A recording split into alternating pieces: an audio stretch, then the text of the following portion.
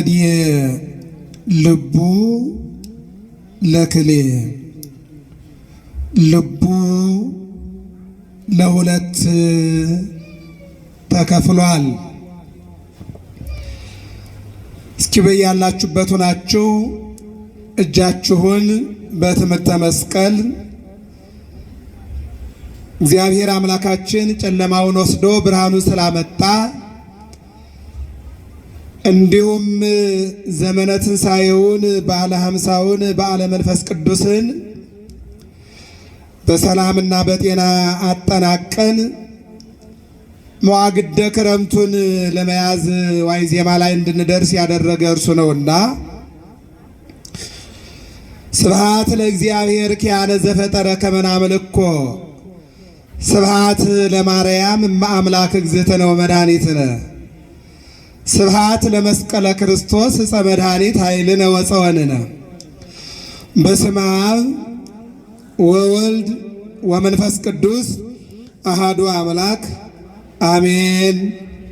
ክቡር መልአከ ሰላም ቃሉ ብስራት የዚህ አንጋፋና ጥንታዊ ቤተ መቅደስ ዋና አስተዳዳሪ የተከበሩ መምህራችን መጋቢ ሃይማኖት መምህር ሲሳይ የዚሁ ጥንታዊና አንጋፋ ቤተ መቅደስ የስብከተ ወንጌል ኃላፊ መርሃ ግብሩን የመሩልን መምህራችን በዝማሬ ያገለገላችሁን ዘማሪያን ዘማሪት ሕይወትና ዘማሪ ቶማስ ባለማሲንቆ አረጋውያን አባቶቻችን እናቶቻችን ወጣቶች እንዲሁም ሕፃናት ከሩቅም ከቅርብም የሰማዕቱ ቅዱስ እስጢፋኖስ ቀዳሜ ሰማዕት ሊቀ ዲያቆናት ከሰባቱ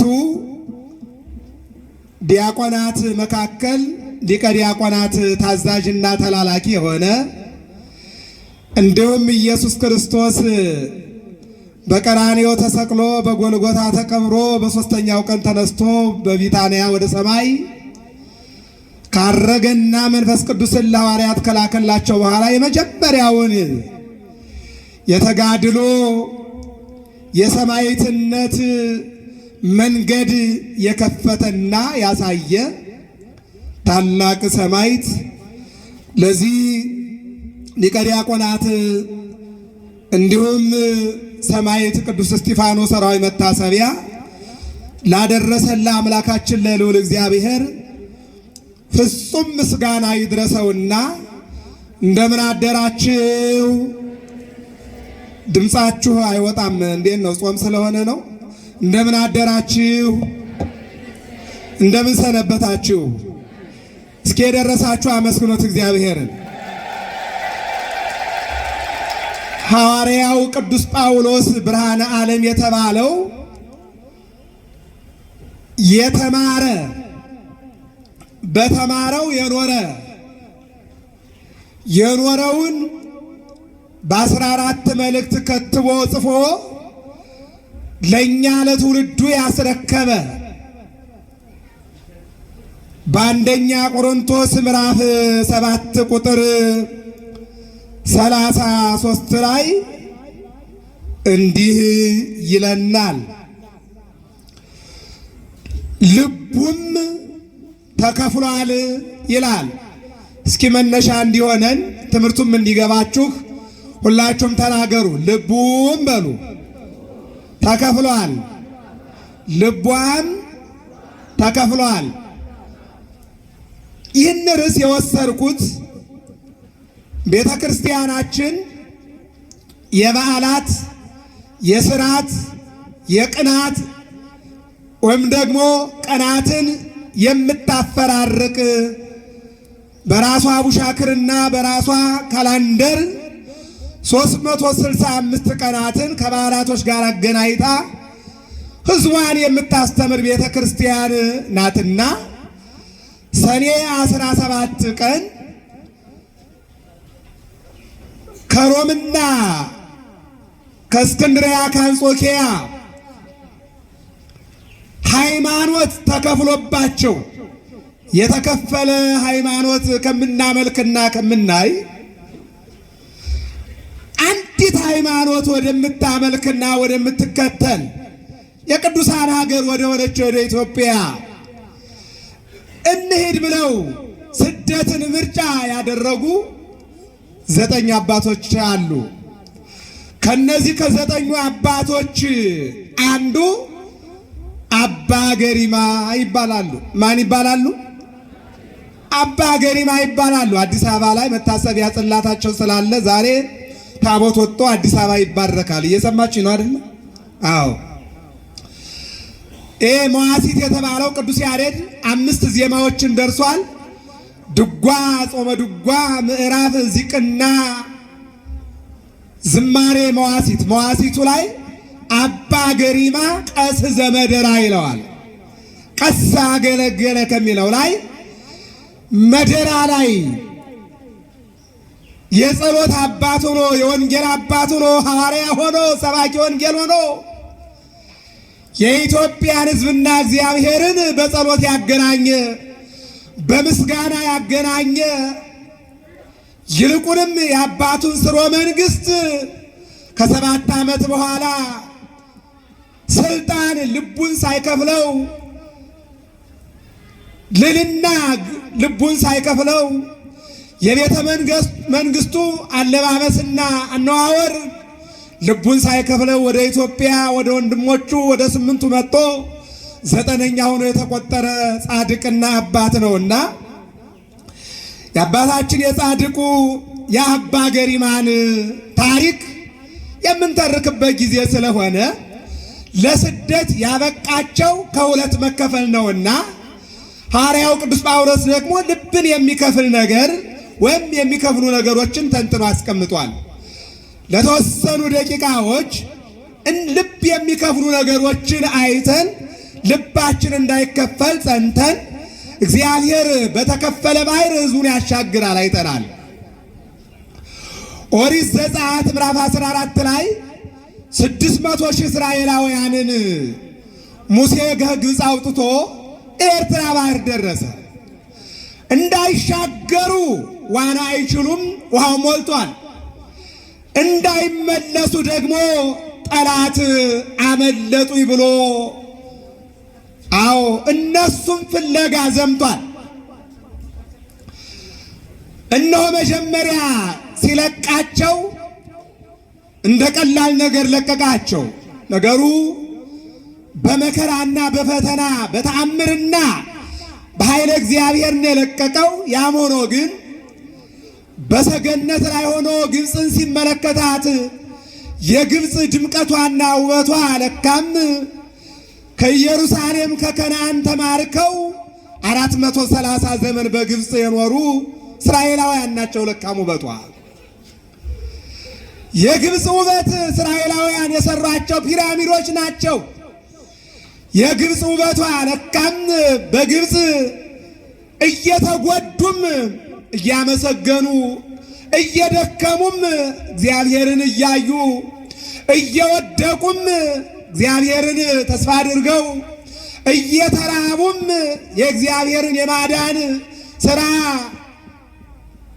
ሰንቀው በግብፅ የማትመቸው ግብፅ ተመችታቸው ፀሐይዋ የሚያነድ አሸዋዋ ቆራርጦ የሚጥል ያቺ ሀገር ደምቀውና ተውበው የነበሩ እስራኤላውያን በአንድ ወቅት ባልጠበቁት ሰዓት የነሱ የጥያቄ ጊዜና የመውጫ ጊዜ የመሻገሪያ ጊዜ ተስፋቸው ተሟጦ ባለቀበት ሰዓት ላይ በኦሪት ዘጸአት ምዕራፍ 5 ላይ እግዚአብሔር አምላክ ባልታሰበ ሰዓት ባልታሰበ ጊዜ ሙሴን ግብፅ ሂድና እስራኤል ሕዝቤን ታወጣ ዘንድ አዝዣለሁ፣ ለያዛቸው ለፈርዖን ለባለ ጉልበቱ ለባለ ስልጣኑ ለባለ ሰራዊቱ እንዲህ በለው ያገለግለኝ ዘንድ ሕዝቤን ልቀቅ ብሎሃል እግዚአብሔር። ማነው እግዚአብሔር ካለህ ያለ የነበረ የሚኖር ዛሎ ይሄሉ ያለ የነበረ የሚኖር ማለት ቅድመ ዓለም የነበረ ዓለምን ፈጥሮ የሚኖር ዓለምንም አሳልፎ የሚኖር እግዚአብሔር ማለት ነው። ይሄ አገልግሎት እኔን እንዲያገለግሉ ሕዝቤን ልቀቅ። እነሱ በፈጠሩ ክፍተት ወደ አንተ መጡና ያንተ አገልጋዮች ሆኑ እንጂ ተፈጥሯቸውን እኔን እንዲያገለግሉ ነው። ከነዓን እንዲኖሩ እንተታ ውህስ ሀሊበ ወማር ማርና ወተት የምታፈሰዋ ከነዓን እንዲኖሩ እንጂ በ5 ዓመት አንድ ጊዜ ዝናብ የሚዘንብባት ግብፅ ላይ እንዲኖሩ እንዲነዱ አይደለም። ስለዚህ ሕዝቤን ልቀቅ ብሎሃል ብላችሁ አንተና አሮን ኢያሱ ሂዱና ሕዝቤን አውጡ አለ እግዚአብሔር። ሙሴም ታዛዥ ነውና ቅን ነውና ትሑት ነውና ከእግዚአብሔር ጋር ንግግሩን ከጨረሰ በኋላ ላለመሄድ ብዙ ምክንያቶችን አቅርቦ ነበረ። ነገር ግን ውሳኔው እግዚአብሔር ነውና የሙሴ ያለመሄድ ቃላቶች ለእግዚአብሔር ተነገሩ። በእግዚአብሔር በኩል ደግሞ እነዚያ እስራኤልን ለማውጣት ምክንያት ሊሆን አይችሉም። አዎ ፈቃዱ ከኔ ነው ሂድና ብሎ እጁ ላይ ባለችው በበትሩና አንደበቱ ላይ ባለው በኮልታፋው በእነዚህ ሁሉ ምክንያት ቢደረደርም እግዚአብሔር ሊያድነው የፈለገውን ነፍስ ማንም ሊያስቀረው አይችልም። እግዚአብሔር ያቀረበልንን ማዕድ ሰዎች የተለያየ ነገር መላምት ቢያስቀምጡ ሊያስቀሩብን አይችሉም። ለእኛ የታሰበው ነገር ለእኛ ነው። መከራም ከሆነ መከራ። ስለዚህ ሙሴ ሄደና ለፈርዖን እንዲህ አለው፣ ያገለግሉኝ ዘንድ ሕዝቤን ልቀቅ ብሎሃል እግዚአብሔር አለው። እግዚአብሔር ማን ነው አለ። ያለ የነበረ የሚኖር አለው። አለቅም አለ። በ9 መቅሰፍት በ10ኛ ሞተ በኩር ግብፅን መታና እግዚአብሔር 600 ሺህ እስራኤላውያንን ፈርዖን ጠራና ለእኔም ጸልዩልኝ ለሕዝቤም ጸልዩ እናንተም ሂዱ አለ። እስኪ አመስግኑት እግዚአብሔርን። እግዚአብሔር እንደዚህ ነው። እንደዚህ እንደ ዓለማት መሳሪያ ውድድር አይገጥምም። እግዚአብሔር እንደ ዓለማት በሰማይ የሚጮህ በመሬት የሚወረወር ነገር እግዚአብሔር አይፈልግም። ባልታሰበውና ባልታወቀው ነገር ሕዝቡን ያወጣል እግዚአብሔር። ሕዝቡን ይታደጋል እግዚአብሔር። ሲመግብም እንደዚሁ ነው። ሰውን ለመመገብ እዚህ ገበያ ገዝቼ እዚህ ወፍጮ ቤት አስፈጭቼ አስጋግሬ ወዘተ እንዲህ ነገሮች ነው። እግዚአብሔር ለመመገብም ኦርደር አይጠብቅም አይፈልግም። ህብስተ ሰማይ ዘአውረደ በገዳም በምድረ በዳ ዝም ብሎ መና ያወርዳል እግዚአብሔር። ጻዳ ከመበረድ ማኛውን ጤፍ በምድረ በዳ እንጀራ አድርጎ ያወርዳል እግዚአብሔር። ወሬቱ ከመተቅዳ እንደ ድንብላል ጉብ ጉብ ያለ አይኑ የፈካ እንጀራ በምድረ በዳ አውርዶ ሕዝቡን ይመግባል እግዚአብሔር። ወከመ አያተ ማርጡን ፈድፋደ ስለ ጣዕሙና ስለ እንጀራው ጣፋጭነት ደግሞ ከማር ወለላ የሚበልጥ ምግብ አወረደና እስራኤልን መገባቸው ይላል። ክብርና ምስጋና ለመድኃኔዓለም ይሁን። እግዚአብሔር እኛን ለመመገብ ምክንያት አይጠይቅም። እኛ እኮ እናቶቻችን ከቤታችሁ እንግዳ ቢመጣ ባለቤት እንግዳ ይዞ ቢመጣ እናት ብዙ ምክንያት ታመጣለች። ወጥ እኮ አልሰራውም፣ ምጣድ እኮ ገና አልሰማም፣ ምን ነገርከኝ፣ መረጃ እኮ አልሰጠኸኝም፣ እንዴት በባዶ ቤት እንግዳ ታመጣለህ? እንዴት ተዋደህ ታዋርደኛለህ? እየሰማችኝ ነው አይደል? እውነት ነው ሐሰት ነው? በተለይ በክረምቱማ እንጨቱ እንዴት ይነዳል፣ ኩበቱ እንዴት ይነዳል፣ ቶሎስ እንዴት ምግብ ይደርሳል። አሁን ይሄ የመብራት ፍጆታ አታስቡት። እየሰማችኝ ነው አይደል? የትናንቷን ኢትዮጵያ ነው ማሰብ። ስለዚህ እግዚአብሔር እንዲህ አይደለም ነው የምላችሁ ባጭሩ። ይመግባል። እንደገና ደግሞ ውሃ እኮ የለም አልቀዳንም እኮ ውሃም እኮ በሳምንት ይህን ያክል ነው የምንለው እኛ ምክንያት አለ። እግዚአብሔር ግን ዘትረኮኩ አውሃ ዘሎሙ ይላል። ከደረቁ ከጥንጫው ላይ እግዚአብሔር ውሃ መንጭቶ ያጠጣል። ደግሞ አጠጥቷል። እግዚአብሔር አጠጥቷል። ከዚህ በኋላ ነው ሙሴ እየመራ ኤርትራ ደረሰ። ኤርትራ ላይ ሲደርስ ቅድም እንዳልነው እንዳይሻገሩ ውሃ ሞልቷል። መዋኘት አይችሉም። እንዳይመለሱ ደግሞ በሰገነቱ ነው ፈርዖን ለምን ለቀኳለና ተናዶ ፈረሰኛውንና ፈረሱን ጦሩን ይዞ እስራኤልን እንደገና መልሶ ማርኮ የራሱ አገልጋዮች ለማድረግ ጉዞውን ጀምሯል።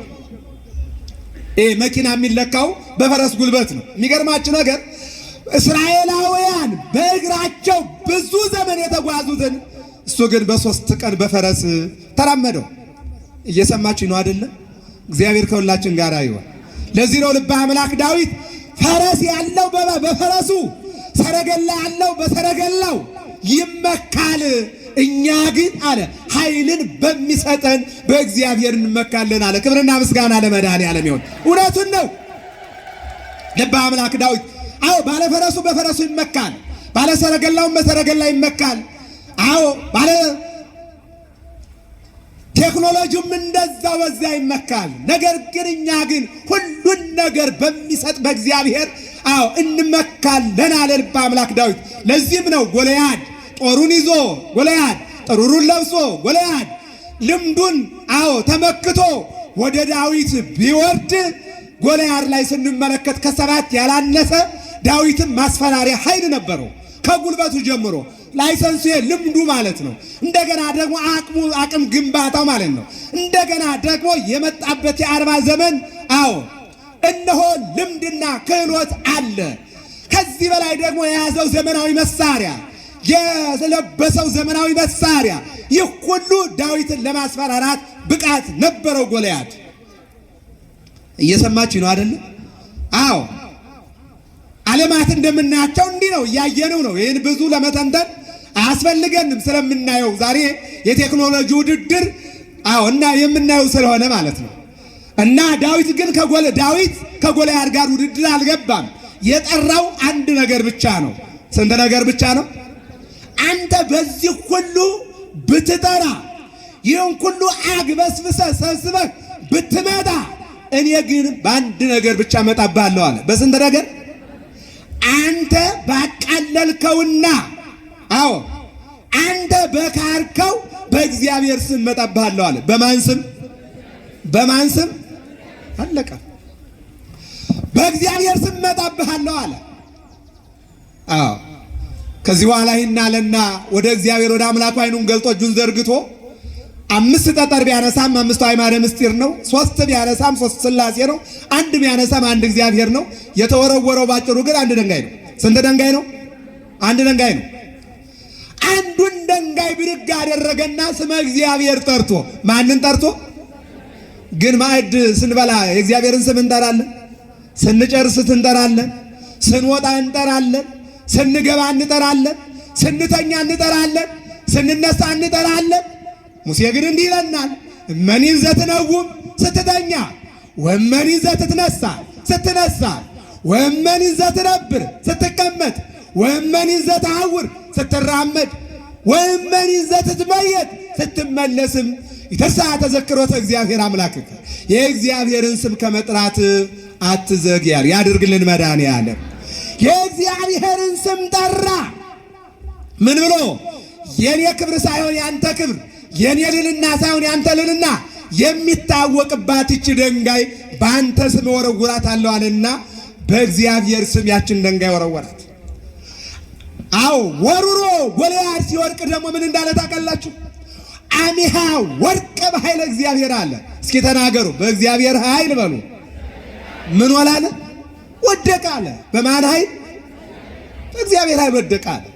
የጣለው ግን የማን ድንጋይ ነው? የዳዊት አይደል እንዴ? ድንጋዩን የወረወረው ማን ነው? ያነሳው ማን ነው? ወንጭፉ የማን ነው? ነገር ግን በማን ኃይል አልወደቀ አለ። አያችሁት? ሁሉ ለማን ሰጠ? ይሄ ነው። በእግዚአብሔር ኃይል ወደቀ አለ። አያችሁ? ይህን ነው ማየት የሚገባን። ሙሴ ኤርትራ ባህር ላይ ቆመና ምን አለ? እግዚአብሔር ወይ ይህን ሕዝብ ላታሻግር ውጣ አለ። ምን አልክ? ለምን አምጣልከኝ? በያዝከው በትር ውሃውን ንካው አለው። ውሃው ከሁለት ዘነፈቃ ለባሕረ ኤርትራ ወከፈላ ውሃው ጾሙ ለእስራኤል እንተ ማእከላ፣ ግራና ቀኝ ተከፈለላቸው። በተከፈለው ባህር እስራኤል ተሻገሩ። ክብርና ምስጋና ለመድኃኔዓለም ይሁን። ይህንን ቅዱስ ያሬድ እንዲህ ይላል፣ ደቂቀ እስራኤል አደው በእግር ይላል። አዎ እስራኤላውያን በእግር ተሻገሩ አለ። በምን ተሻገሩ? ዋይተው አይልም። በምን ተሻገሩ? በእግር ተሻገሩ አለ። በቃ አለቀ። በእግር ተሻገሩ። አሁን እግዚአብሔር በተከፈለ ባህር ሕዝቡን ያሻግራል ነው የምላችሁ። በተከፈለ ልብ ግን እግዚአብሔር አይነግስም። በተከፈለ ፍቅር እግዚአብሔር አይከብርም። አዎ በተከፈለ ትዳር እግዚአብሔር አይከብርም። አዎ ስለዚህ ምን አለ? ልቡ ተከፍሏል አለ። ማን ነው? ቅዱስ ጳውሎስ። ልብን የሚከፍል ነገር ምንድን ብሎ ነው ያመጣው? እናንበው እስቲ ቁጥር 33 ላይ አንደኛ ቆሮንቶስ ምዕራፍ 7 ቁጥር 33 ጀምረን እንዲህ ይላል፣ ነገር ግን አለ ያለ ሐሳብ ልትኖሩ እወዳለሁ አለ። ያለ ሐሳብ ልትኖሩ ምን እበላለሁ፣ ምን እጠጣለሁ፣ ምን እለብሳለሁ፣ የት አድራለሁ፣ የትውላለሁ፣ የትስሞታለሁ፣ የትቀበራለሁ፣ የትስገባለሁ ብላችሁ አትጨነቁ። የሚያስጨንቃችሁን ለማን ስጡት አለ? ያድርግልን መድኃኒዓለም። እኛ ግን እኮ ለእግዚአብሔር አንሰጠውም። ሐኪም ቤት ሄደን የጭንቀት መድኃኒት እኮ ነው የምንወስደው አይደለም? አዎ ትንሽ ሊያረጋጋ ይችላል። ፍጹም ግን መድኃኒት ይሆናል? ፈጽሞ የሚያረጋጋ እግዚአብሔር ብቻ ነው። ሰዎች ሲጨነቁ አንዳንዱ በመጠጥ የሚወገድለት መስሎት ሄዶ ይጣዳል መጠጥ ላይ፣ አንዳንዱ ደግሞ ሌላው ጭፈራ ቦታ ላይ፣ አንዳንዱ ደግሞ እንደዚሁ እንዳልኳችሁ በተለያየ መልኩ ጭንቀትን ለማስወገድ ሊራመድ ይችላል። ሐዋርያው ቅዱስ ዮሐንስ፣ ሐዋርያው ቅዱስ ጴጥሮስ፣ ሐዋርያው ቅዱስ ጳውሎስ፣ እነዚህ ወንጌላውያን ግን የሚያስጨንቃችሁን ለእግዚአብሔር ተውት ነው የሚሉ። ለማን ተውት? አዎ ተውት ማለታቸው አሁን ዝም ብለህ እርሳው ማለት አይደለም፣ ለሱ ስጠው ማለት ነው። ለማን ስጠው? ለእግዚአብሔር ስጠው ማለት ነው። ሰው ማሰብ የሚችለው እዚህ ድረስ ነው። እዚህ በላይ መጓዝ አይቻልም። አዎ አይቻልም። አሁን ለምሳሌ በሳይንሱ ዓለም ከሰማይ እስከ መሬት 150 ሚሊዮን ርቀት አለ ብለው ሰዎች ሊናገሩ ይችላል። ነገር ግን እንደ ኢትዮጵያ ኦርቶዶክስ ተዋሕዶ ቤተክርስቲያን የስብከተ ወንጌል የወንጌል አገልግሎት ትርጓሜ ግን ሰው መናገርና ማመን የሚችለው እዚህ ድረስ ብቻ ነው። ከዚህ በላይ የኛ አይደለም። እየሰማችሁ ነው አይደለ? አለቀ። ሰው ማንሳት የሚችለው እጁ እስከተዘረጋ ድረስ ነው። እስከተሰጠን ክብር ድረስ ነው መራመድ እንችለው። ስለዚህ ለእግዚአብሔር ስጠው። የሚያስጨንቅህን ለእግዚአብሔር ስጡት ማለት ወደ እግዚአብሔር ለምኑ አንኳኩ ማለት ነው። አሁን ምን አለ? ነገር ግን ያለ ሐሳብ ልትኖሩ ወዳለሁ ያላገባው ጌታን ደስ እንዴት እንዲያሰኘው የጌታን ነገር ያስባል ይልና አንድ ያላገባ ወንድ ይላል እንደ ላጤነቱ እንግዲህ ኢትዮጵያ አነጋገር ስለሆነ ነው። በብቸኝነቱ ሲኖር ይላል ጧት ተነስቶ ለኪዳን 6 ሰዓት ሩጦ ለቅዳሴ ማታ ሩጦ ለወንጌል ይሮጣል ይላል። ብቻውን ሲኖር እንደዚህ ይኖርና ሲያገባ ግን ልቡ ይከፈላል ይላል። ምኑ ይከፈላል? ምናልባት ያገባ ሚስት ደካማ ትሁንና ጧት ተነሽ ለኪዳን ሲላት እንዴ ይበርደኛል ተኛ ትለዋለች። እየሰማች ነው አይደል? አዎ ኪዳኑንም ይወዳል እሷንም ደግሞ ወዶ ተኝቷልና ምኑ ይከፈላል? ንገሩኝ እስቲ። ልቡ ይከፈላል። አሁን ከማን ይሆን እስኪ ንገሩኝ እስቲ። ወደ ኪዳን ሄዶ ኪዳን ማድረስ ይፈልጋል። እዚህ ላይ ደግሞ ያገባ ሚስቱ ደግሞ ይበርደኛል አሁን አልነሳም አለችው። ምኑ ተከፈለ? ይሄ ነው እንግዲህ። አሁን ጥያቄ በጠይቃችሁ አንድ ነገር እንደምትመልሱ አምናለሁ። አይ እሷ ትተኛ እሱ ይሄድ ነው የምትሉ አይደል? እንደዚህ ነው የምትሉ። አዎ ግን ዙሮ ግን እዚህ ጋር ግን ልብን ትከፍላለህ። ወደ ሴቷ ምን ጠንካራ ሴት ጧት ለኪዳን 6 ሰዓት ለቅዳሴ ማታ ለወንጌል እንደነ ዘማሪት ሕይወት ያሉ ዓለም እስከ ዓለም እየተዘዋወሩ ዝማሬ የሚያገለግሉ ዘማሪያን እንደነ ቶማስ ያሉ በማሲንቆ የሚያገለግሉ ከወንዶች ወደ ትዳር ውስጥ ሲገባ ግን ትዳር ላይ መጠናናት ዓለም እንደሚለው አይደለም። ቤተክርስቲያን የምትለው ሃይማኖትሽ ሃይማኖቴ፣ እየሰማችሁ ነው አይደል? እምነትሽ እምነቴ፣ አምልኮትሽ አምልኮቴ ተብሎ ከተገባ ኪዳንን ሲልሱ እንተኛ አትልም ትላለች እንዴ? አትልም። አዎ ይህን የሚያመጣው የመኪና ቁልፍ ወይም ኮንዶሚኒየም ደርሷታል ወይ ወይም ደሞዙ ምን ያክል ነው ወይም ደግሞ ሀብቱ ምን ያክል ነው፣ ባለስልጣን ነው ወይ መልከኛ ነው ወይ። በዚህ ውስጥ የተገባ ጋብቻ ግን ቅድም ያልኳችሁ ነው። ወደላ ብርድ ልብስ ትጠቀለልና አይ ይበርደኛል አልነሳም ከፈለክ አንተ ትላለች። ይህን ነው ቅዱስ ጳውሎስ ምን አለ? ያላገባው እግዚአብሔርን ለማገልገል ወንበር በማውጣት በመዘመር ወንጌልን በመስማት ኪዳን በማድረስ በማስቀደስ ብሎም ሥጋው ደሙን በመቀበል የማታ ጉባኤ በመከታተል እግዚአብሔርን ያስደስታል ይላል። ማንን ያስደስታል? ማን ነው እሱ? ያላገባው። ያላገባይ ሴት ወደ ገዳም በመሄድ ገዳም በመጎብኘት እንደገና ደግሞ እነሆ ኪዳን በማስደረስ ቅዳሴ በማስቀደስ ወንጌል በመማርና በቤተ ክርስቲያን በኩል ባሉ ክፍተት ነገሮች ያሉ መልካም ነገሮችን በማስተካከል ለምን የቢጤ ሊሆን ይችላል፣ ለወንጌል ሊሆን ይችላል፣ በቅዳሴው ቦታ ሊሆን ይችላል፣ ጧፉን፣ ጃንጥላውን፣ መገበሪያውን ወዘተ በእንዲህ አይነት መልኩ ስትበረታ ትኖርና ዓለም ውስጥ ያለ አንድ ሰው ወይ መልኳን ወይ ደምግባቷን አይቶ ሲያገባት ወደ ኪዳን እንር ስትለው አይ እኔ እኮ አልለመድኩም ይላል። እኔ እኮ አልለመድኩም ይላል። በዚህን ጊዜ ልባ ይከፈላል። ልፍታው ወይስ አብሬው ልኑር? ወደ ቤተ ክርስቲያን ልሄድ ብቻዬን ወይስ ደግሞ ልቅር ትላለች አለ። አሁን እንዲህ አይነት ነገሮች ልብን እንደሚከፍሉ ሐዋርያው ቅዱስ ጳውሎስ ይናገራል። በነገራችን ላይ ልብን የሚከፍሉ በትዳር ውስጥ ብዙ ነገሮች አሉ። አንድ ሶስት ነገሮችን ልንገራችሁና ወደ ሁለተኛው። አንደኛው ኦሪት ዘፍጥረት ምዕራፍ 25 ቁጥር 22 ላይ ይስሐቅ የሚባልና ርብቃ የሚባሉ ባልና ሚስት አሉ እና ይገርማቸዋል። ተጋብተው ሲኖሩ ልጅ አልነበራቸውም። ምን አልነበራቸውም? ልጅ አልነበራቸውም። አሁን ልጅ አለመኖሩ በዚህ ልባቸው አልተከፈለም። በትዳራቸው ጸንተዋል። ከዕለታት በአንድ ቀን ግን ርብቃ ለይስሐቅ ምን አለችው? ይስሐቅ አለችው። አቤት አላት። እግዚአብሔር ሀብታችን ባርኮልናል፣ ትዳራችንም ባርኮልናል፣ ጤንነታችንም በጎ ነው፣ ደግ ነው፣ መውጣታችንም መግባታችንም በጎ ነው፣ ደግ ነው።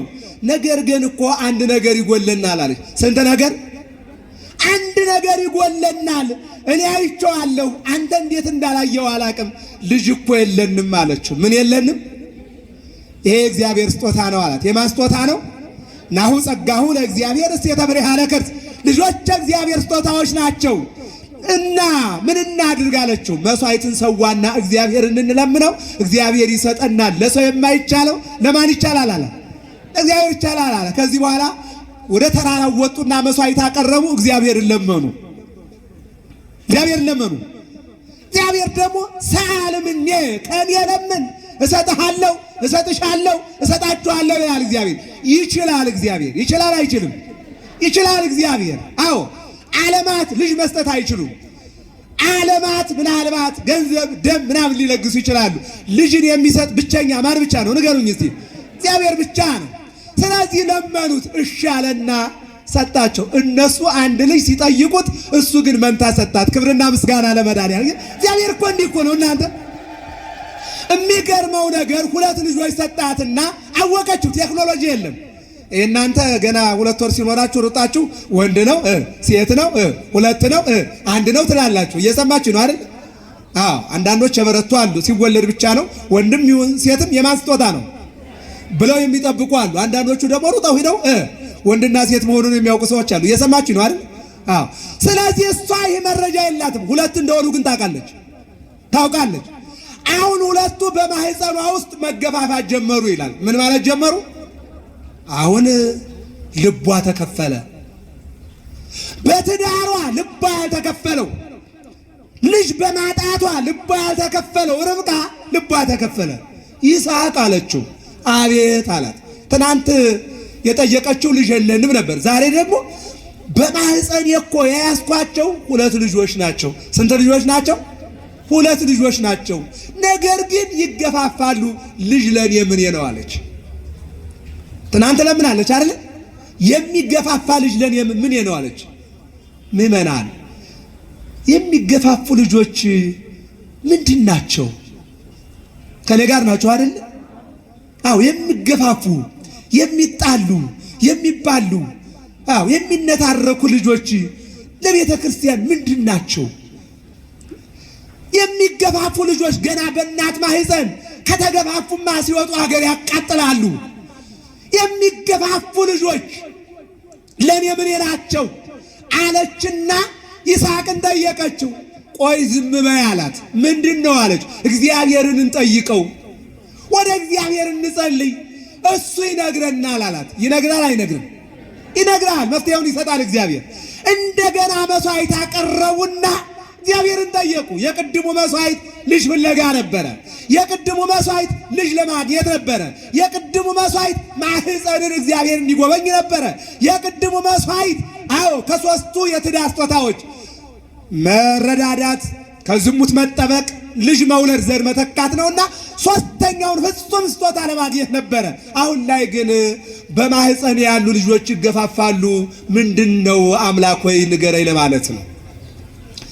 ወጣ፣ መስዋዕት አቀረበች፣ ጸለዩ። ሲጨርሱ ምን አለ እግዚአብሔር? አንዱ በአንዱ ላይ ይበረታልና ዝም ብለሽ ጠብቂያቸው፣ ይወለዳሉ፣ ሁሉም ለእያንዳንዳቸው የራሳቸው ጸጋ አላቸው አላቸው እግዚአብሔር። ክብርና ምስጋና ለመድኃኒዓለም። መፍትሄ ሰጭ ነው እግዚአብሔር። አያችሁ? አዎ፣ እንደተባለውም ሁለቱም ተወለዱ። ተወለዱ። ነገር ግን ኤሳው አስቀድሞ ሲወለድ ከኋላ ያለው ያዕቆብ ሰኮናውን ያዘና ጥለኸኝ አትወጣም የት ትሄዳለህ አለው። እየሰማችሁ ነው አይደል? ብቻን መሮጥ የለም አብረን ነው የምንወጣው አለው። አብረን ነው 9 ወር ከ5 ቀን የሰነበትነው፣ አሁንም አብረን ነው የምንወጣው አለና እግሩን ለቀም አድርጎ ያዘው። ይጎትታሉ አዋላጆች። በኋላ ሳብ ሲያረጉ ከኋላ ሌላ ልጅ አለ። እየሰማችሁ ነው አይደል? ሁለቱም ተወለዱ። በኋላ ግን የመወለጃ ሰዓቱን ማይክሮ ሰከንዱን ኤሳውን ስላስተናከለው ምን ተባለ? ያዕቆብ ተባለ። ማን ተባለ? ያዕቆብ ማለት ምን ማለት ነው? አሰናካይ ማለት ነው። አያችሁ። ስለዚህ ልጆች እንደ እግዚአብሔር ስጦታ ካልመጡ ልብ ሊከፍሉ ይችላሉ ነው የምላችሁ። ስለዚህ ልብን ከሚከፍል ነገር እግዚአብሔር አምላክ ሁላችንንም እንዲጠብቀን የአምላካችን የእግዚአብሔር መልካም ፈቃድ ይሆንልን። ሌላው በትዳር ውስጥ ለምሳሌ ደካማ ሴት አሁን አብርሃምን ስናየው በሳራ በኩል አንዳንድ ጊዜ ወጣ ገባ አይተናል። ነገር ግን የተወሰደው በጎ ነገሩ ተወስዷል። ወደ ኢዮብ ስንመጣ ኢዮብ ጠንካራ ሆኖ ሚስቱ ግን ኢዮብን ልቡን ልትከፍል አስባ ነበረ። መጽሐፈ ኢዮብ ምዕራፍ 2 ላይ ተመልከቱ። አንተ በተመሳሳይ ሰዓት ልጆቻችን አለቁ ማሳ ላይ፣ በተመሳሳይ ሰዓት ሀብታችን ማሳ ላይ አለቀ፣ እርሻችን ላይ አለቀ። በተመሳሳይ ሰዓት እነሆ ማሳችን ላይ ከብቶቻችንን አለቁ፣ ሰራተኞቻችንን አለቁ። እንደገና ሲቀጥል ያንተ ሰውነትን በትል ተመታ። አሁን እግዚአብሔር እያልክ እስከ መቼ ትኖራለህ? ካደውና ሙት ብላ ልቡን ልትከፍለው ስትል ኢዮብ ምን አለ? ራቅየ ወጻይኩም ከርሰ እሜ ወራቅየ ትመየጥ ውስተ ማኅፀነ ምድር። አንቺ ከደካማ ሴቶች አንዷ ደካማ ነች።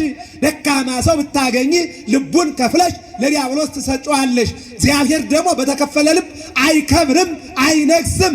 በአንድ ልብ ነው እግዚአብሔር የሚመሰገነው። ስለዚህ አንቺ ወደ ፈለግሽው መሄድ ትችያለሽ፣ እኔ ግን ወደ መቃብር ማኅፀን እስከምመለስ ድረስ እግዚአብሔርን አልክደውም አለ። ክብርና ምስጋና ለመድኃኔዓለም ይሁን። አያችሁት?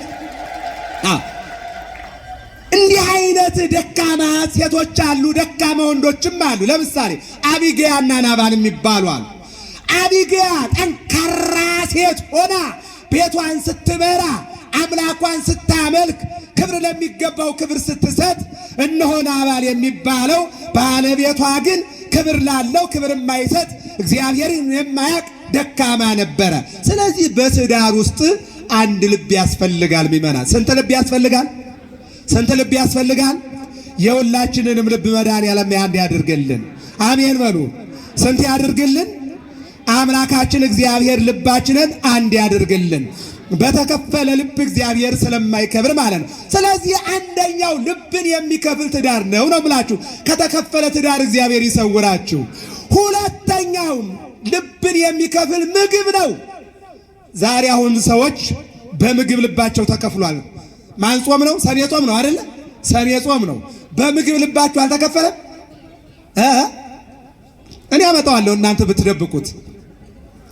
አሳ ይበላል አይበላም? አይበላም አይደለ? ግን አንዳንድ ክርስቲያኖች ይበላሉ አይበሉም? ኧረ ምን አንዳንድ ብዙ ክርስቲያኖች እንጂ። አንዳንዶቹ ምን ይላሉ? ወደ ንስሐ አባታቸው ይደጉሉና አባቴ ይላሉ። አቤት ይላሉ መምህሩ። አሳ ይበላል አይበላም? ምን አመጣው በጾም ይህንን? አሁን ይህን ጥያቄ ምን አመጣው? ልብን የሚከፍል አሁን አሳ የብዙዎችን ልብ ከፍሏል። እነ እከሌም እኮ ይበላሉ፣ እከሌ ሲበላ አይቼዋለሁ፣ እከሌ እኮ አሳ ቤት ሲገባ አይቼዋለሁ፣ እከሌ እኮ ሆቴል ሲገባ አይቼዋለሁ፣ ስጋ ቤት ሲገባ አይቼዋለሁ። በዚህ ልባቸው የሚከፈል ሞልቷል።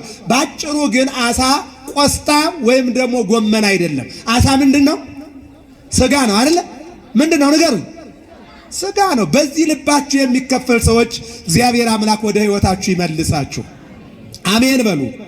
ማን ይመልሰን? እግዚአብሔር ወደ ሕይወታችን ይመልሰን። አዎ በሌላ መልኩ ቅድም ወደ ነበርኩበት ታሪክ ልመልሳችሁ። ያዕቆብና ኤሳው አደጉ። መጀመሪያ እንዳይወለድ እግሩን ይዞታል። ሁለተኛ ካደጉ በኋላ ኤሳው ጫካ ለጫካ ያዕቆብ ቤት ለቤት አደጉ።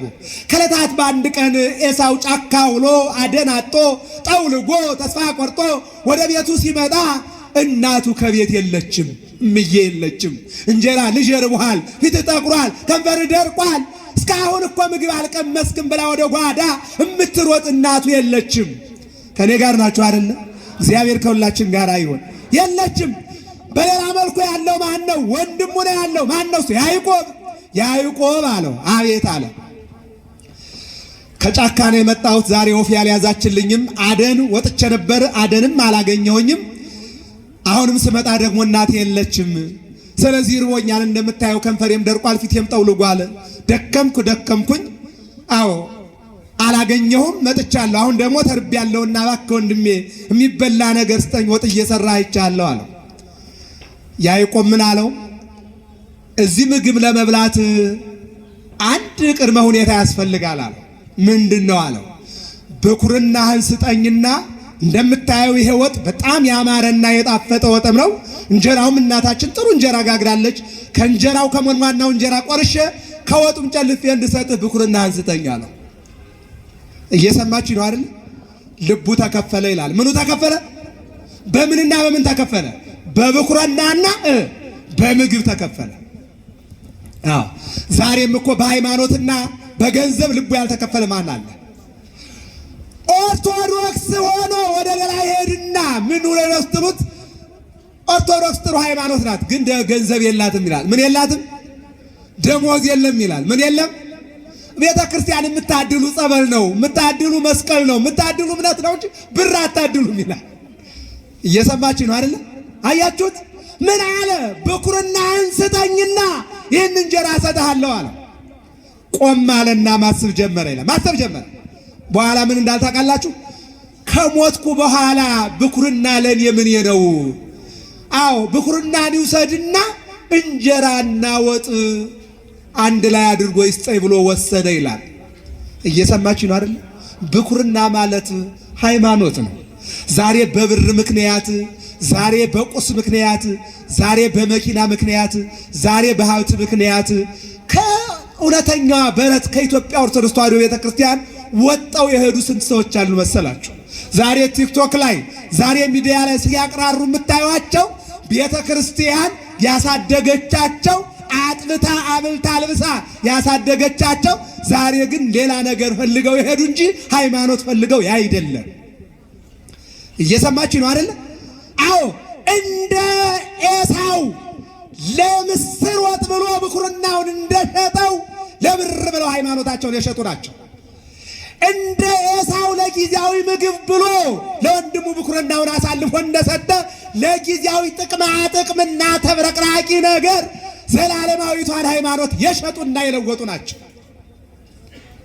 አዎ ምግብ ልብ ይከፍላል ያለው ለዚህ ነው። በምግብ ልባችንን ከመክፈል እግዚአብሔር ይሰውራል። አንድ ታሪክ እንጨምርበትና ወደ ሶስተኛው ነድ አጠር አደርገዋለሁ። እግዚአብሔር ከሁላችን ጋር ይሁን። ኦሪት ዘፍጥረት ምዕራፍ 3 ቁጥር 6 ላይ እናታችን ሔዋንን አባታችን አዳምን እናገኘዋለን። እግዚአብሔር ወገብሮ እግዚአብሔር ለአቡነ አዳም እመሬተ ምድር እግዚአብሔር አዳምን ከመሬት ሞሪያ ተራራ ላይ አንድ ጭብጥ አፈር ወሰደና ምን አደረገው ይላል? ሰው አደረገው። እሳት፣ ውሃ፣ ነፋስ፣ መሬት እነዚህ ወደ ሸክላነት መጡ። ነባቢት የምትናገር ለባዊት የምታስተውል ሕያዊት ዘላለማዊ የሆነች ወነፋ ላይ ለሁ መንፈሰ ሕይወት ኦሪት ዘፍጥረት ምዕራፍ 2 ቁጥር 7 ላይ እፍ አለበት ይላል። ያ ሸክላ የነበረው ሰው ሆነና መናገር ጀመረ። ክብርና ምስጋና ለመድኃኒዓለም። መስማት ጆሮው ሰማ፣ ዓይኑ አየ፣ ከንፈሩ ተንቀሳቀሰ፣ እጁ ዳሰሰ፣ እግሩ ተራመደ፣ አፍንጫው ተነፈሰ። እየሰማችሁ ነው አይደለ? አዎ የእግዚአብሔር መግቦት ወደሱ ሲመጣ ማለት ነው። ወተከለ ሰለስተ ዕፀ ሕይወት በዲበ ምድር። አዎ አራት መሰረታዊ ነገሮች ልብስ፣ መጠለያ፣ ምግብ፣ ኦክስጅን፣ አየር አራቱን ሰጠና ወአንበሮ ውስተ ገነት በገነት አስቀመጠው። በገነት ሲያስቀምጠው ወተከለ ሰለስተ ዕፀ ሕይወት ሶስት እንጨቶችን ፊቱ ላይ ተከለ። አንደኛው ዕፀ ወይን ነው፣ በወይን ጀርባ ያለውን እየገነጠርክ ብላ። ሁለተኛው ዕፀ ሕይወት ነው፣ ይህንን ግን 1000 ዘመን ጠብቀህ ስደስ ትበላዋለህ። ሰኔ ላይ የሚዘራ ገበሬ ሰኔ ላይ አይበላም። በተአምር የዛሬውን ታሪክ መጨረሻ መዝጊያ ላይ እናየዋለን፣ በተአምር ደረጃ። ነገር ግን ሰኔ ላይ የዘራ ገበሬ ጥቅምትና መስከረም ህዳር ላይ ነው የሚጠብቀው። ይህን ነው የሚጠብቀው። ከኔ ጋር ናቸው አይደል? እግዚአብሔር ከሁላችን ጋር ይሁን። ስለዚህ ምን ማለት ነው? ለዚህ ነው አንድ ወር ሙሉ ጠብቀህ ደሞዝህን የምታገኘው። ሶሎሞንም ተናግሯል፣ በለሱን የጠበቀ ፍሬውን ይበላል። በቤተ ክርስቲያን አስተምሮ ደግሞ ዘጸና ዴቢሃ ይበል ፍሬ ያለ ቤተ ክርስቲያን፣ የቤተ ክርስቲያንን ደጇን የጸና የስዕለቱን፣ የእንባውን፣ የልመናውን፣ የአገልግሎቱን፣ የቅዳሴውን፣ የስግደቱን ስጦታ ከእግዚአብሔር ያገኛል። ይህም ሁሉ እንድናገኝ የእግዚአብሔር አምላካችን መልካም ፈቃዱ ይሆንልን። አዎ ስለዚህ 1000 ዘመን ትጠብቃለህ አለው። ሌላው ግን ዕፀ በለስ ነው። እንዳታየው፣ እንዳትቆርጠው፣ እንዳትበላው፣ እንዳታሸተው ትሞታለህ። የሞት ሞት አለው። እምድኅረ 7 ዓመት አለው አዳም ትእዛዘ እግዚአብሔር። ከ7 ዓመት በኋላ አዳም የእግዚአብሔርን ሕግ ጣሰ ይላል። የእግዚአብሔርን ሕግ ከመጣስ ሁላችንንም እግዚአብሔር ይሰውረን። አሜን በሉ። እግዚአብሔር ይሰውረን። በምን ጣሰ? ሰይጣን መጣና ኦ ሔዋን ንግሥተ ሰማያት ወምድር አላት። ሔዋን ሆይ የሰማይና የምድር ንግሥት ነሽ አላት። አዎ ይሄ ግን የሚሆነው በለስን ከበላሽ ነው አላት። ሲላት ወደ በለስ ተመለከተች ይላል። ወደ በለስ ስትመለከት በለስ ያማረ የማይከብድ ምግብ መሆኑን አይታ ልቧ ከሁለት ተከፈለ ይላል። ከስንት ተከፈለ? ትእዛዘ እግዚአብሔር ሕገ እግዚአብሔር አለ እዚህ ጋር፣ በዚህ በኩል ደግሞ ያማረ ምግብ አለ። አሁን ለምግብ ልቧ ተከፈለ። በለስን በላች። ገነትን ያክል ቦታ፣ እግዚአብሔርን ያክል ጌታ አጣች። እንዲህ አይነት ሕይወት ሁላችንንም እግዚአብሔር ይሰውረን። ሶስተኛው የሚከፍል ገንዘብ ነው። ገንዘብ 2 ታሪኮችን ብቻ አላሳያችሁ። አንደኛ ኦሪት ዘፍጥረት ምዕራፍ 37 ላይ የያዕቆብ ልጆች ወንድማቸው ዮሴፍን ለ20 ብር ሸጡት። ወንድምን ያክል ነገር የሸጡት ለብር ብለው ነው። ለምን ብለው ነው? አዎ ወንድማቸውን ወደ ገደል ወረወሩት። አንደኛው ብድግ አለና ወንድማችን ለቀበሮ ለምን ሰጠዋለን? የምድያም ነጋዴዎች መጥተዋልና ለነሱ 20 ብር እንሽጠው ሲላቸው ልባቸው ከሁለት ክፍል አለ። አንዱ ወንድማቸው መሞት እንዳለበት አንዱ ልባቸው እዚያ ጋር ያለው፣ ሁለተኛው ግን ገንዘብ ላይ ያረፈ። መጨረሻ ላይ ወደ ገንዘብ ተጠቀለሉ። ሌላኛው የማቴዎስ ወንጌል ምዕራፍ 26 ትንቢተ ዘካርያስ ምዕራፍ 11 ቁጥር 12 ላይ ነው። ደስ ብሏችሁ ከሆነ አዎ ደሞዜን 30 ብር ስጡኝ አለ። ይሁዳ ትንቢት የተነገረበት ዘአቡሁ እልገቱ ዘግዚኡ ሴጡ ዘሙ ብሲቱ፣ እናቱን ይደፍራል፣ አባቱን ይገላል፣ አምላኩን ይሸጣል ተብሎ ትንቢት የተነገረበት ይሁዳ በምሴተ ሐሙስ ለአይሁድ ለሊቃነ ካህናት ለመኳንንቱ ለስልጣናቱ ሄደና እኔ አሳልፌ እሰጣችኋለሁ ብር መዝኑልኝ አላቸው ይላል። 30 ብር ሲመዝኑለት ልቡ ክፍል አለ። በአንድ መልኩ ኢየሱስ ክርስቶስ መምህሩ በዋለበት እየዋለ ባደረበት እያደረ የቃሉን ትምህርት የእጁን ታምራት ያየው ነው። የትንቢት መፈጸሚያ መሆኑ ትዝ አለው። በሌላ መልኩ ደግሞ 30 ብሩ ልቡን ከፈለው። 30 ብር ተቀብሎ አምላኩን አሳልፎ ሰጠ። ዛሬም ትውልዱ እዚህ ውስጥ ነው ያለውና በገንዘብ ሃይማኖትን፣ በገንዘብ ታሪክን፣ በገንዘብ እነሆ አዎ ክብርን ከመሸጡላችንንም እግዚአብሔር ይሰውረን። አሜን በሉ። እግዚአብሔር ይሰውረን። ከዚህ በላይ ነበረ። ነገሩን ወደ ዛሬው ታሪክ ልሄድና ትምህርቴን ልጨርስ። እግዚአብሔር ከሁላችን ጋር ይሁን። ዛሬ እንደምታውቁት 9 ቅዱሳን ከአንጾኪያና ከሮም የወጡ ቅዱሳን ናቸው። እነዚህ ቅዱሳን ወደ ኢትዮጵያ ሊመጡ የቻሉት አንድ ሃይማኖት ወደ ሁለት፣ አንድ ባህሪ ወደ ሁለት ባህሪ በማይጠበቅ አባት ያልተጠበቀ ንግግር ያልተጠበቀ ውሳኔ መጣባቸው። ከኔ ጋር ናችሁ አይደለም? እግዚአብሔር ከሁላችን ጋር ይሁን። አዎ ያልተጠበቀ በጉባኤ ኬልቄዶን የሁለት ባህሪ እምነት አዎ አንቀበልም ሲሉ ብፁዓን እለ ይሰደዱ በእንተ ጽድቅ የማቴዎስ ወንጌል ምዕራፍ 5 ቁጥር 10 ላይ ስለ ጽድቅ የሚሰደዱ፣ ስለ ሃይማኖት የሚሰደዱ፣ ስለ እግዚአብሔር መንግሥት የሚሰደዱ ብፁዓን ናቸው ብሎ ሐዋርያው ማቴዎስ ከጌታው ተቀብሎ እንደጻፈውና እንደዘገበው ስለ ጽድቅ ለመሰደድ ራሳቸውን አዘጋጁ። ለምን? ሁለት ባህሪ የሚል ከማይጠብቁት አባት ትምህርት መጣባቸው። ሀገራቸውንም ወደዱ፣ ሃይማኖታቸውንም ወደዱ። ነገር ግን በሀገራቸው ለመኖር ሁለት ባህሪ ማለት አለባቸው። ጊዜ ያመጣው ነገር ከባድ ነው። ይመናል እየሰማችሁ ነው አይደለ? አዎ ገዳማቶቻችን እግዚአብሔር ይጠብቅልን። ሃይማኖታችን እግዚአብሔር ይጠብቅልን። ትናንትና ኢትዮጵያ ውጭ ዓለም ላይ የነበሩ ቅዱሳን መጠለያና መሰወሪያ ነበረች ኢትዮጵያ አይደለም እንዴ? ዛሬ ግን ይኸው ትናንትናም ዛሬም ዝቋላን እየሰማችሁ ነው አይደል? አዎ ዛሬ ከውጭ ኢትዮጵያ ናፍቆ የሚመጣ መነኩሴ ማን ይሆን? እየሰማችሁ ነው አይደል? እግዚአብሔር ከሁላችን ጋር ይሁን። አዎ የቁስጥንጥንያው ሊቀ ጳጳስ ንስጥሮስ ይላል ትምህርቱን ማስተማር ጀመረ። ወንበር ዘርግቶ አለ እንዲህ አለና ማስተማር ጀመረ። ሲያስተምርም ለኢየሱስ ክርስቶስ ሁለት ባህሪያት አሉት። ሁለቱ ስብሐት እየሰማችሁ ነው አይደል? ስንት ባህሪያት አሉት? ሁለት ባህሪያት አሉት አለና ቁጭ አለ። ምንና ምን ካላችሁኝ ሲያብራራ ማለት ነው። ለመለኮት አንድ አካል አንድ ባህሪ ያለው፣ ለስጋም አንድ አካል አንድ ባህሪ ያለው አለ። ስለዚህ አለ ድንግል ማርያም የወለደችው ስጋን እንጂ መለኮትን ስራ አይደለ። እነሆ ወላዲተ አምላክ አትባልም ወላዲተ ሰብ እንጂ አለ። ከዚህ ሰውራችሁ መድኃኔዓለም አሜን በሉ። አያችሁ እኒህ ቅዱሳን ወደ ኢትዮጵያ ረጅም መስመር ያመጣቸው ይህ ትምህርት ነው። ይህ ትምህርት ነው። ሸሽተው ነው የመጡት።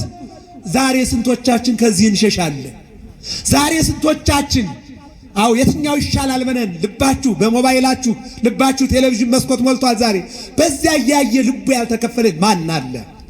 ጸንቶ የሚኖር የኖረስ እሱ ማን አለ? እንደ ቅዱሳን አባቶቻችን እንዲያጸናን የአምላካችን የእግዚአብሔር መልካም ፈቃድ ይሆንልን። ለመለኮት አንድ አካል አንድ ባህሪ አለው፣ ለትስብእትም አንድ አካል አንድ ባህሪ አለው። ስለዚህ ድንግል ማርያም ሰብአዊነቱን ብቻ ስለወለደች ወላዲተ አምላክ አትባልም ብሎ ተናገረ። ይህ ንግግር የቅዱሳኑን ልብ ከፈለው። ምኑ ነው የከፈለው? ሀገራቸውን ይወዷታል። ሀገራቸውን እንደገና ሃይማኖታቸውን ይወዳሉ። ስለዚህ አዎ ይህንን ትምህርት እንኳን መማርና መስማት ማየት እንኳን አንፈልግም ብለው ስደትን መረጡ።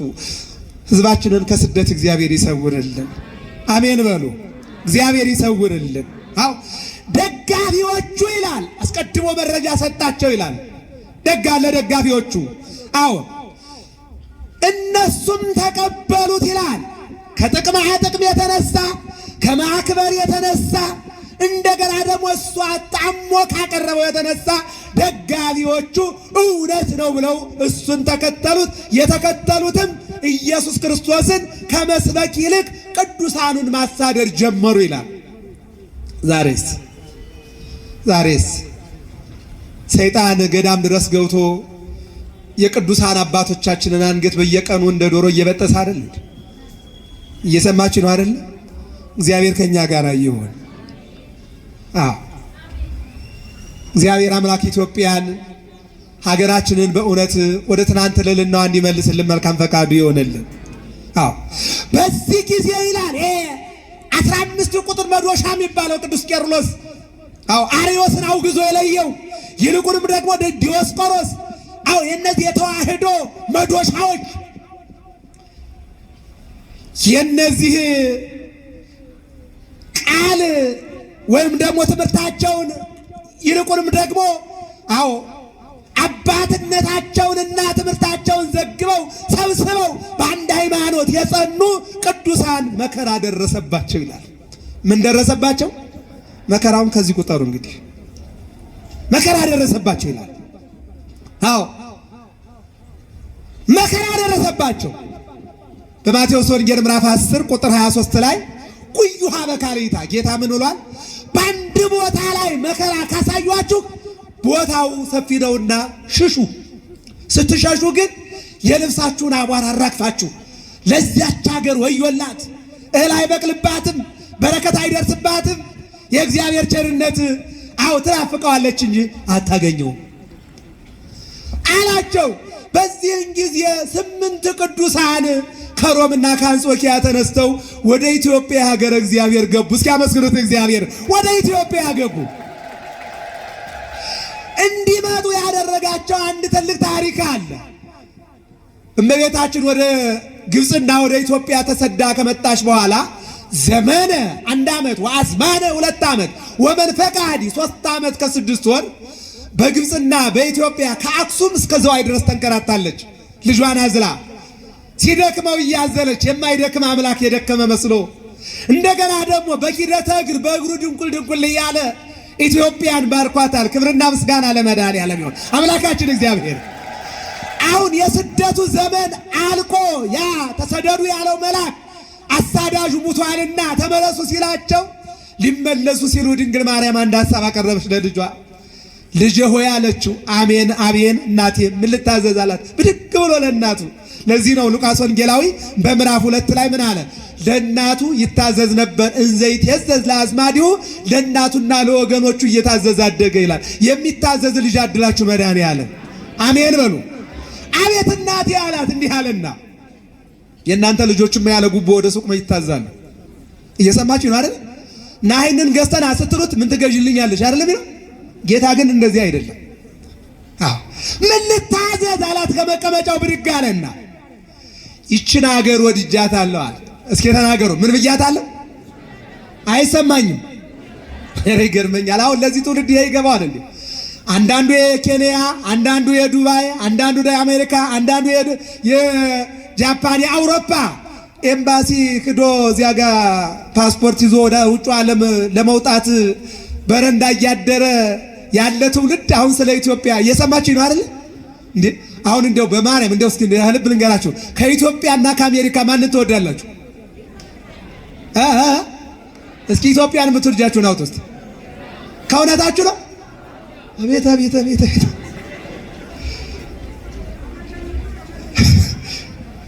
አንድ አባት ምን አሉ? ከየት መጣህ ስትሉት አሜሪካ ይላል። ምን ሰራህ ግን አትበሉት ይላሉ። እየሰማችሁ ነው? ትክክል ናቸው። ኢትዮጵያ የምትወደድ ሀገር ናት። ግን አይመስለኝም ሁሉም ዲቪ ወጣል ቢባል ቅዱስ እስጢፋኖስ 15 ጊዜ ነው የሚዞረው አይደል እንዴ? እና ኢትዮጵያ መሄደች አይደለም እንዴ? አዎ። እነዚህ ቅዱሳን ወደ ኢትዮጵያ የመጡበት ምስጢር ነው። እችን ሀገር ወድጃታለሁ፣ በዚህ ልኑር ፍቀድልኝ ልጅ አለችው። በኢትዮጵያ ለመኖር ማን ሲፈቅድ ነው? ንገሩኝ እስቲ። እግዚአብሔር ሲፈቅድ ነው። ከዚህ በኋላ እናቴ ወይ ትንቢተ ነቢያትን ልንፈጽም ነው የተሰደድነው እንጂ መሰደዱኛ አይደለም። አዎ ትንቢቱ መሰደድ ነው። ትንቢቱ መመለስ ነው። ማደግ በናዝሬት ነው።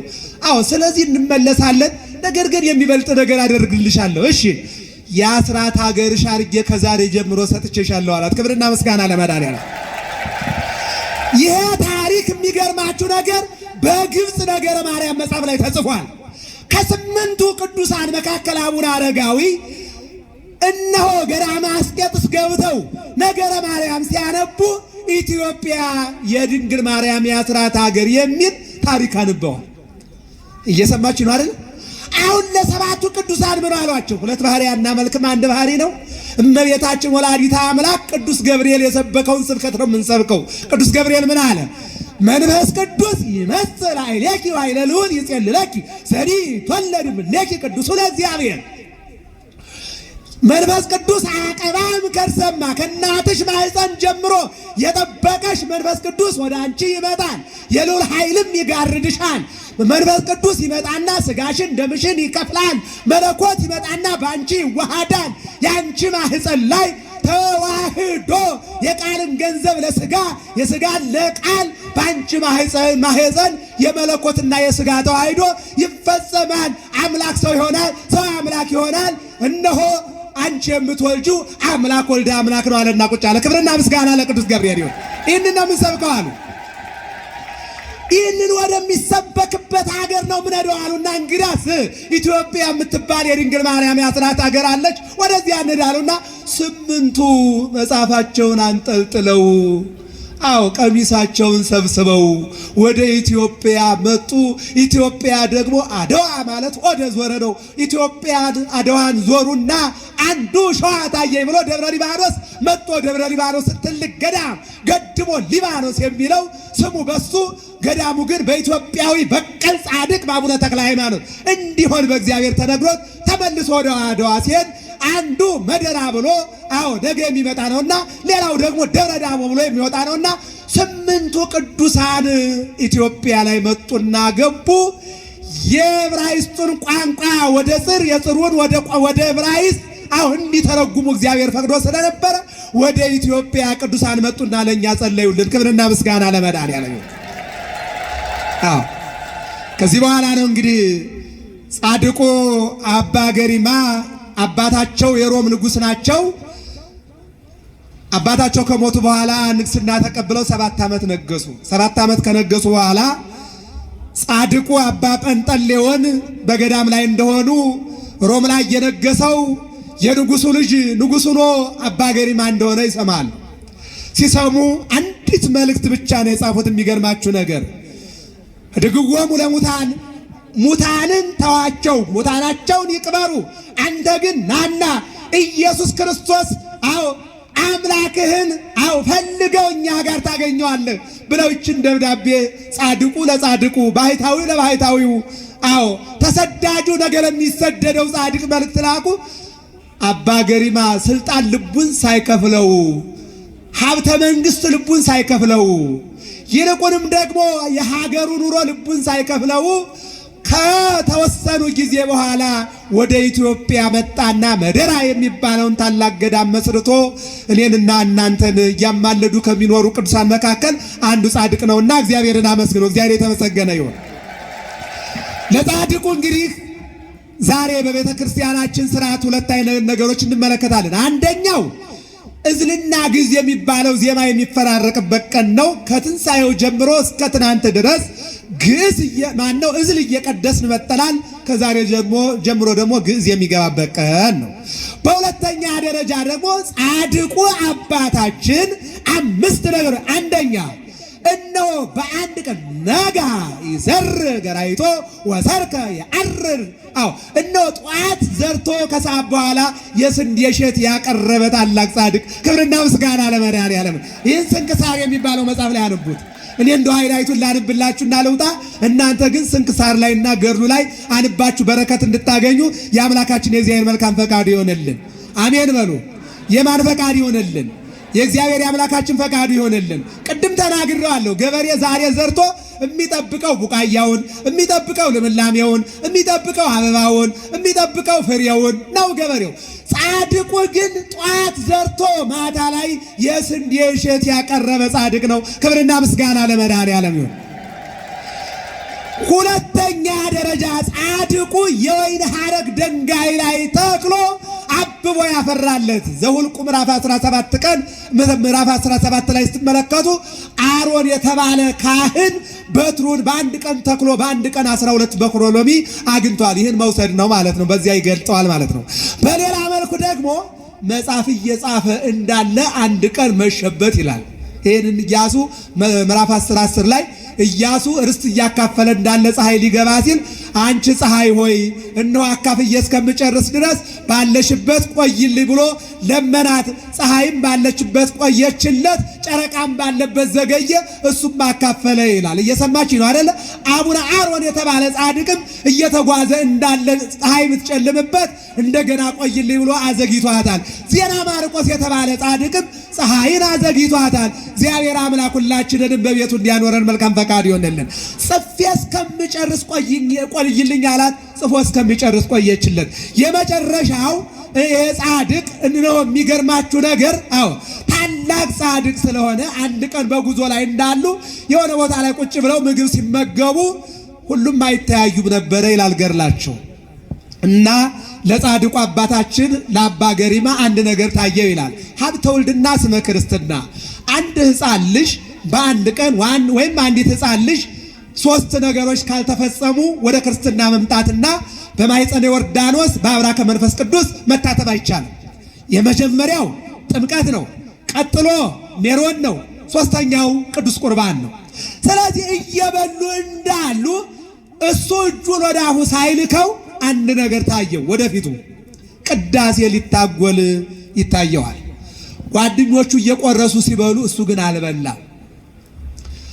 አሁን ተጉዘው ገዳሙ ላይ ደረሱ።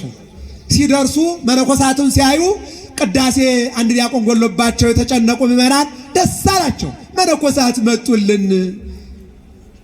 ዛሬ መጡልን ነው መጡብን ነው የምንባባለው? እስኪ ንገሩኝ እስቲ። እየሰማችሁ ነው አይደል? አዎ መጡልን አሉና ወጣ አበባ ይዘው ተቀበሏቸው። እንኳን መጣችሁልን። ዛሬ በክርስትናችን ከኛ ጋር በስርዓቱ በተውሂቱ የሚቀላቀል አንድ ሕፃን ልጅ አለ። ስርዓት የሚፈጸምለት አንዱ ሕፃን አንድ ሕፃን ልጅ ነው። አንድ ስርዓት ጎደለበት አሉ። ስንት ስርዓት? ተጠምቋል፣ ሜሮን ተቀብቷል። ይህን ለማድረግ አንድ ዲያቆንና አንድ ቄስ በቂ ነው። ለማጥመቅ ሜሮን ለመቀባት አንድ ዲያቆንና አንድ ቄስ በቂ ነው። ለመቀደስ ግን 3 ዲያቆንና 2 ቄስ ያስፈልጋል። ስለዚህ ተጠምቋል፣ ቀጥሎ ሜሮን ተቀብቷል። አሁን ግን ስጋው ደሙ አልቆረበም፣ አንድ ዲያቆን ጎደለብን። ስለዚህ መነኮሳት ናችሁና ከሶስታችሁ አንዳችሁ ግቡና አሟሉና ይህን ልጅ የክርስቶስን ስጋና ደም አቀብሉልን አሉና ጠየቋቸው። 2ቱ ዝም ሲሉ አባ ገሪማ አፈፍ አለና ገብቶ ቀድሶ ሕፃኑን አቆረበና ወጣ። ክብርና ምስጋና ለመድኃኔዓለም ይሁን። አሁን ልብ የሚከፍል ነገር መጣ። እዚህ ጋር 2ቱ መነኮሳት ሄዱና እንዲህ አሉ፣ ከሰሱ። እንዲህ በልቶ ይቀድሳል አሉ። እየሰማችሁ ነው አይደል? በእኛ ቤተክርስቲያን በልቶ ይቀደሳል እንዴ?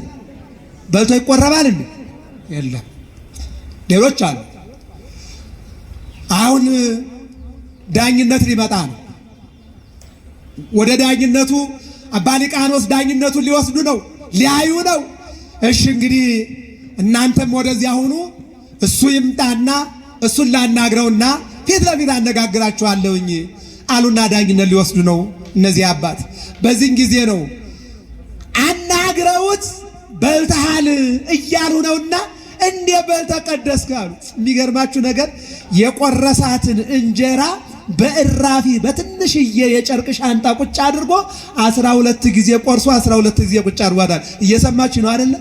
ጓደኞቼ የበላው መስሏቸው ነው እንጂ ወደፊት እንደሚታጎል እግዚአብሔር ነግሮኝ፣ እግዚአብሔር መንፈስ ቅዱስ አሳውቆኝ እነሆ የቆረስኳቸው እንጀራዎች እዚህ ጋር ቁጭ ብሏል። እንኳን ልበላው አልተመኘኋቸውም። ሳላይ ቆረስኳቸውን ለነሱ ብዬ አስቀመጥኳቸው። አንዷም አልጎደለችም፣ አልበላሁም፣ እንኳን ልበላ አላሰብኩትም። በንጽህና ገብቼ በንጽህና ቀድሼ ልጁንም አቅርቤ ወጥቻለሁኝ አለና ነግሯቸው ሲጨርስ እነሱን ላናግር በላንተ ደግሞ ታህራህን ወደዚያ ሄድና ቆይ ሲሉት ምን አለ? አይ ምን እኔ ብቻ ሄዳለሁኝ፣ ይልቁንም ድንጋዮቹም እንጨቶቹም ከኔ ጋር አብረው ይሄዱ አለና ብድግ ብሎ ሲሄድ ድንጋዮቹም እየተነቀሉ ዛፎቹም እየተንከባለሉ እየተነቀሉ አጠገባቸው አንድ ምዕራፍ ከኔ እንደናንተ ማለት ነው ወጣው ሲሄዱ ይስሐቅ ይባል የነበረው አባ ገሪማ ስሙ አባ ገሪማ ተባለ። ገሪማ ገረምከነ አባ ገሪማ ገሪማ ገረምከነ አስኬማከኒ አልባቲ ሙስና ቃል ኪዳንህ ጥፋት የለባትም፣ ሕጸት የለባትም፣ ጉድለት የለበትም፣ ቅድስና ክብርህ ክህነትህ አባትነትህ አሉና ይስሐቅ የተባለውን ገሪማ ተባለ። ክብርና ምስጋና ለመድኃኔዓለም ይሁን። ስለዚህ የአባት በዛሬው ዕለት እንደ ኤልያስ በሰረገላ የተሰወረ ታላቅ አባት ነውና የአባታችን የጻድቁ አባ ገሪማ በረከት በሕይወታችን ላይ እንዲያድርብን የአምላካችን የእግዚአብሔር መልካም ፈቃድ ይሆንልን። እስኪ ሁላችሁም ተናገሩ። ልቡ በሉ ተከፍሏል። ልብን ከሚከፍል ነገር እግዚአብሔር ይሰውረን።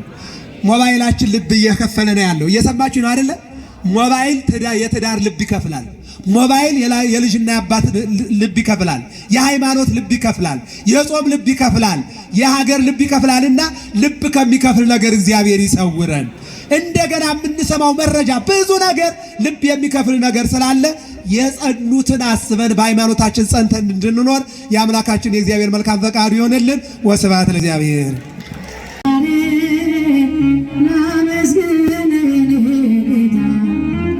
በዝማሬ ላመስግን